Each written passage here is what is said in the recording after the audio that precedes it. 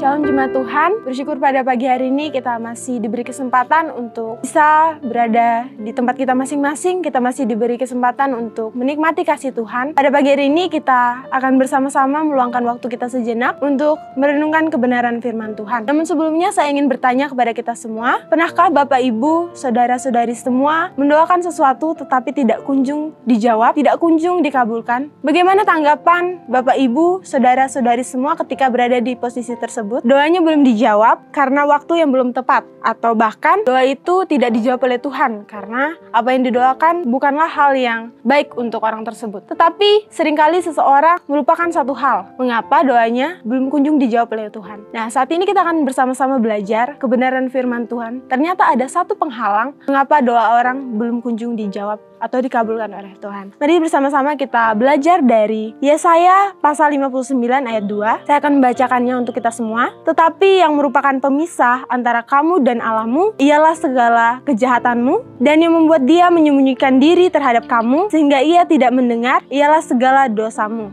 Dari nats ini saya mengangkat sebuah tema, yaitu dosa penghalang doa. Dari hal ini kita menyadari bahwa ternyata ada satu penghalang doa kita dijawab oleh Tuhan, yaitu dosa. Berbicara mengenai dosa, setiap kita pastinya sudah tahu apa itu dosa. Di mana dosa itu adalah pemisah antara manusia dengan Tuhan. Mengapa demikian? Karena dosa itu sendiri adalah pelanggaran yang sengaja dilakukan terhadap perintah Tuhan yang sudah diketahui. Jika kita memiliki hubungan dengan seseorang, lalu kita mengkhianati atau kita dikhianati, bagaimana perasaan kita? Pastinya kita kecewa. Bahkan ada beberapa orang ketika sudah dikhianati, orang tersebut tidak akan mau memiliki hubungan lagi. Nah, begitu juga dengan dosa. Dosa menjadi penghalang, dosa menjadi pemisah antara manusia dengan Tuhan. Dari nats tadi kita juga belajar mengenai kehidupan bangsa Israel, di mana dalam nats tersebut dikatakan bahwa bangsa Israel ini beribadah kepada Tuhan. Mereka berdoa kepada Tuhan, memohon kepada Tuhan.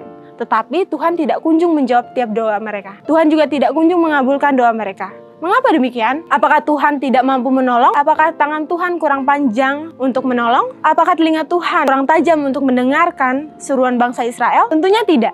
Tuhan mampu menolong bangsa Israel. Bahkan ketika mereka berdoa sekalipun, Tuhan mampu menjawab doa mereka saat itu juga. Tetapi sayangnya karena dosa yang mereka perbuat menjadi penghalang sehingga Tuhan tidak bisa menjawab doa mereka. Apa saja dosa yang mereka perbuat? Jika kita melihat dari ayat-ayat selanjutnya di nats yang telah kita baca tadi, ada beberapa dosa yang dilakukan oleh bangsa Israel, yaitu di mana mereka membunuh orang, mereka berdusta, mereka hidup tidak damai, mereka munafik. Oleh karena itu, mereka kehilangan perkenanan Tuhan. Mereka tidak lagi berkenan karena dosa yang masih mereka perbuat. Mereka tidak lagi menerima perlindungan Tuhan atas musuh-musuh mereka. Lalu bagaimana dengan kita? Pernahkah kita berpikir, mengapa doa saya selama ini belum kunjung dijawab oleh Tuhan? Doa kita belum kunjung dijawab oleh Tuhan memang ada karena beberapa faktor. Bisa saja karena hal lainnya, tapi bisa juga karena ada penghalang antara kita dengan Tuhan. Jadi mari kita renungkan, apakah masih ada hal-hal yang belum beres dalam hidup kita? Apakah masih ada perbuatan-perbuatan yang sering kita lakukan sehingga membuat hubungan kita dengan Tuhan memiliki batas, sehingga apa yang kita doakan tidak kunjung dijawab oleh Tuhan? Untuk itu mari sama-sama kita belajar untuk hidup semakin taat kepada Tuhan, taat terhadap firman-Nya, taat terhadap setiap aturan yang Tuhan berikan, agar hidup kita semakin berkenan di hadapan Tuhan, agar hubungan kita tidak putus dengan Tuhan. Mari kita bersatu dalam doa. Terima kasih Tuhan untuk kasih setiamu. Kami bersyukur pada saat ini kami bisa bersama-sama belajar kebenaran firman-Mu. Biarlah melalui firman-Mu ini kami belajar untuk menyadari, belajar untuk introspeksi. Apakah selama ini kami sering menyakiti hati Tuhan sehingga tiap-tiap doa kami sulit untuk dijawab, sehingga hubungan kami semakin jauh dari Tuhan. Ajari kami menjadi anak-anak yang taat kepadamu, melakukan firman-Mu sungguh-sungguh, tidak hanya menjadikan ibadah itu sebagai rutinitas saja, tetapi ibadah itu sungguh-sungguh lahir dari hati kami. Terima kasih Tuhan. Haleluya. Amin.